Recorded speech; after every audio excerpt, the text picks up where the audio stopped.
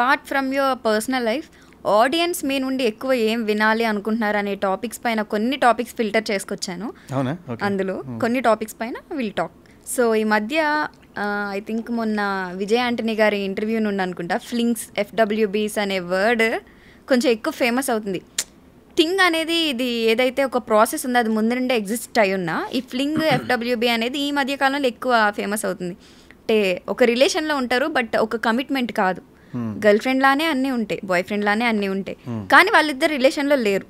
Girl friend boy friend ఏవైతే చేస్తారో అన్నీ చేస్తారు, but they were not in a relationship, అంటే ఒక కమిట్మెంట్ లేని relationship. So what do you think, what's your opinion on this? నేను కూడా ఈ మధ్య FWB అంటే ఫ్రెండ్స్ విత్ బెనిఫిట్స్ అంతే కదా. ఇంకోటి ఫ్లింగ్స్ అంటారు, దాన్నే ఫ్లింగ్స్ అంటారా? ఒక సినోనిమ్ అనుకోండి. సినోనిమ్. ఓకే. మీరు కూడా when did you found this technology అనుకోండి. ఇప్పుడు విజయ్ ఆంటనీ గారు అంటారు కదా, ఓ అవునా when did you found this technology అనేసి. ఓకే, దాని గురించి నాకేం పెద్ద కామెంట్స్ లేదు. అంటే ఏ రిలేషన్ లేనప్పుడు ఇంకా వాళ్ళిద్దరే అనేది ఏంటి, అంటే ఏ దారానికి ఆధారంగా ఉంటారు వాళ్ళిద్దరు అనేది నాకు అర్థం కాలేదు. అంటే టాపిక్ మళ్ళీ చెప్పమంటారా నన్ను దాన్ని? వాళ్ళ రూల్ ఏంటి అనేది. రూల్ ఏంటి అంటే అంతే, ఇంకా బెనిఫిట్స్ ఉంటాయి, ఓన్లీ వాళ్ళిద్దరి మధ్య బెనిఫిట్స్ ఉండాలి అంతే, అదే కమిట్మెంట్. బట్ సొసైటీకి కూడా చెప్పుకోరు that we are into a committed relationship అనేది. వాళ్ళిద్దరికి ఉంటుంది అదే, వాళ్ళిద్దరికి కూడా ఉండదు. అంటే ఎమోషన్స్ ఉండవు, no emotions, only feelings. Benefits only వాళ్ళిద్దరికే ఉంటాయా? అంతే, వాళ్ళిద్దరికే ఉంటాయా? They can also have with others to benefits అని. ఇంకేముంది అక్కడ రిలేషన్ అంటే? ఇంకేముందండి, ఎవ్రీథింగ్ ఈజ్ నార్మలే కదా, అయిపోయింది. ఎవరెవరితోనన్నా వెళ్ళొచ్చు అంతే. అదేమి అదొక దాని గురించి ఏం మాట్లాడమంటారు? అంటే మీ ఒపీనియన్ ఏంటి అసలు దీని మీద, ఇలాంటి వాటి మీద అనేసి? అది తప్పంటారా? ఒక లేకపోతే జనరేషన్ మారింది కాబట్టి ఒప్పంటారా? నాకు తెలిసి అది సైకలాజికల్గా తర్వాత చాలా ఎఫెక్ట్ చూపిస్తుందని నేను అనుకుంటున్నాను. Too many relationships, too many attachments, too many physical touches, it gives an impact on the psych of your thing అని నేను అనుకుంటున్నాను. లాంగ్ టర్మ్లో కొన్ని ఇబ్బందులు క్రియేట్ చేస్తుందని నేను అనుకుంటున్నాను. That is what I can say about it. Okay, marriage system మీద మీ ఒపీనియన్ ఏంటి? అంటే ఈ మధ్యకాలంలో పెళ్ళి అంటేనే భయపడిపోతున్నారు అందరూ. మన ట్రెడిషన్స్ ప్రకారం చూస్తే పెళ్ళి అనేది తప్పకుండా చేసుకోవాలి ప్రతి అమ్మాయి అబ్బాయి కదా, బట్ ఇప్పుడు ఏంటంటే ఎవరు చేసుకోని అంటున్నారు. పెళ్ళి అంటే బాబోయ్ వద్దు, బాగానే ఉన్నాం కదా, ఎర్న్ చేసుకుంటున్నాం కదా ఎవరికి వాళ్ళు, ఎందుకు పెళ్ళి చేసుకోవాలి, ఫ్యామిలీ అంత రెస్పాన్సిబిలిటీ ఎందుకనేసి. మీరేమంటారు దాని మీద? ఏమోనండి, నాకేమనిపిస్తుంది అంటే ఈ మధ్య కొంచెం ఇండిపెండెంట్గా ఉండాలి అది ఇది అంటుంటారు కదా. మేబీ ఇండిపెండెంట్గా కూడా ఒకవేళ ఇండిపెండెంట్ అయితే మనం సెల్ఫ్ సఫిషియెంట్గా ఉండడానికి కావాల్సిన ఎబిలిటీస్ మన దగ్గర ఉండాలి. కానీ when you are with a person, అంటే స్పౌస్ మ్యారీడ్, ఒకరిని పెళ్లి చేసుకున్నప్పుడు చాలా డిపెండెన్సీ ఉంటేనే అందంగా ఉంటుందని నాకు అనిపిస్తుంది. పెళ్లి చేసేది ఎందుకు? మీరు ఇండిపెండెంట్గా ఉండని చేయరు, ఒకళ్ళ మీద ఒకళ్ళు డిపెండ్ అయిపోండి. ఒకళ్ళు లేకపోతే మీకు ఇంకొక రోజు గడవకూడదు, అలా పిచ్చిగా పెనేసుకుపోండి అని కదా పెళ్లి చేసేది. పెళ్ళైన దగ్గర నుంచి నేను ఇండిపెండెంట్ సెల్ఫ్ సఫిషియెంట్ అంటే నాకు అది ఎందుకో నా మైండ్ సెట్కి సెట్ కాదు. డిపెండెంట్ అయిపోవాలి ఒకళ్ళ మీద ఒకళ్ళు. ఒక పూట భార్యో భర్తో లేకపోతే చేతులు కాళ్ళు ఆడకూడనంత బంధం ఉండాలి, అనుబంధం ఉండాలి వాళ్ళిద్దరి మధ్య. అలా ఉంటేనే అది అందంగా ఉంటుందని నేను అనుకుంటాను. అంటే ఒకవేళ అంత పిచ్చిగా అలవాటు అయిపోతే, ఒకవేళ ఏదన్నా అయితే అప్పుడు ఎలా బతుకుతారు అంటే ఇందాక చెప్పినట్టు ఎబిలిటీస్ ఉండాలి.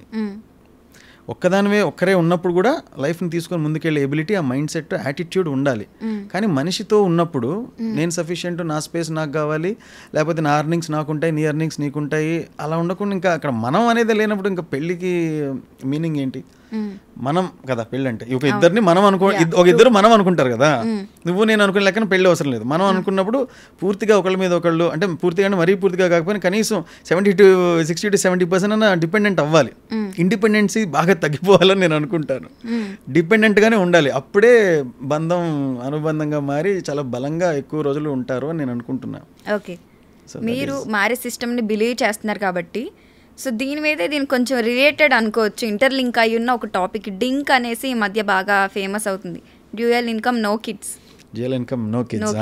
సో ఇంకా ఎన్ని వినాల్సి వస్తుందో ఇలాంటివి అర్థం కావట్లేదు. అదే చాలా నేను కూడా పాడ్కాస్ట్లో మాట్లాడుతున్నప్పుడు నాకు అర్థమైంది, నేను నమ్మింది, నేను ఆచరిస్తుంది చాలా చెప్పినప్పుడు కామెంట్స్లో ఒక 5 నుంచి 8 డిఫరెంట్ పర్స్పెక్టివ్స్ చూడడం అనేది నేను కూడా సర్ప్రైజ్ అయ్యాను. దీన్ని ఇలా కూడా చూడొచ్చా, దీన్ని ఇలా అర్థం చేసుకుంటున్నారా, ఇలా పర్సీవ్ చేస్తున్నారా అని నాకు కొన్ని లెర్నింగ్స్ ఉంటాయి కదా. ప్రతి ఒక్కళ్ళకి కూడా వాళ్ళు ఒకటి చెప్పిన తర్వాత any statement is not 100% right అండి. ఎనీథింగ్ యూ సే, మీ ఇష్టం. ఇప్పుడు తల్లి ప్రేమ మంచిది అన్నా కూడా ఏం తండ్రిది కదా, మీ ఇష్టం. ఎనీథింగ్. కొంతమంది సంబంధం లేకుండా కూడా చెప్తున్నారు. అంటే వాళ్ళ లైఫ్లో ఏం జరుగుతూ ఉంటుందో దాని ఆధారంగానే కామెంట్స్ రాస్తారు. ఆక్సిజన్ మనం బతకడానికి కావాలి అని అనుకోండి. ఎక్కడ దొరుకుతుంది బ్రో ఆక్సిజన్ నీకు? ఐసీయూలో జాయిన్ అవ్వు, అక్కడ ఉంటుంది ఆక్సిజన్. అక్కడ కూడా ఉండదు బ్రో, అంతా కల్తీ అంటాడు. మీరు ఏం మాటలు మాట్లాడినా దానికి ఒక కౌంటర్, ఒక కామెంట్, ఒక మీకు అర్థం కానీ మీరే సర్ప్రైజ్ అయిపోయి ఒక కౌంటర్ ఉంటుంది దానికి.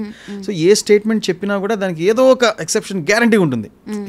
ఇందాక నేను మదర్స్ లవ్ గురించే చెప్పాను, ఇంక అంతకన్నా ఏం చెప్పగలను చెప్పండి. సో ఏ స్టేట్మెంట్ చెప్పినా కూడా మనం ఇప్పుడు ఇలా మాట్లాడుతున్నాం, కాంటెక్స్ట్లో మాట్లాడతాను. నేను నా లైఫ్ని ఆధారంగా చేసుకొని మాట్లాడతాను.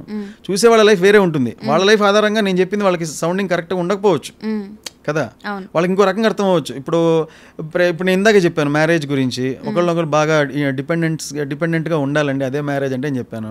ఇప్పుడు ప్రస్తుతం అలా లేదు బ్రో, అట్లుంటే 2-3 అమ్మాయిలు నన్ను మోసం చేశారని ఒకటి కామెంట్ పెట్టచ్చు. అతని లైఫ్ అది. సో నా లైఫ్కి సంబంధించిన నేను మాట్లాడతాను.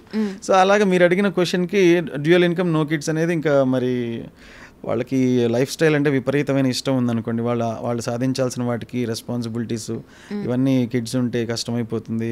బేసిక్గా లేడీస్కి మదర్ ఇన్స్టింక్ట్ ఉంటుంది. పిల్లలు వచ్చేసాక ఇంకా ఖచ్చితంగా వాళ్ళకి life dedicate just like that they will do sacrifice. దానివల్ల ఇంకేదో వాళ్ళ కెరీర్ అవన్నీ కూడా సాక్రిఫైస్ అయిపోతాయి. ఇవన్నీ ఎందుకు అనుకుని నో కిడ్స్ అనుకోవచ్చు.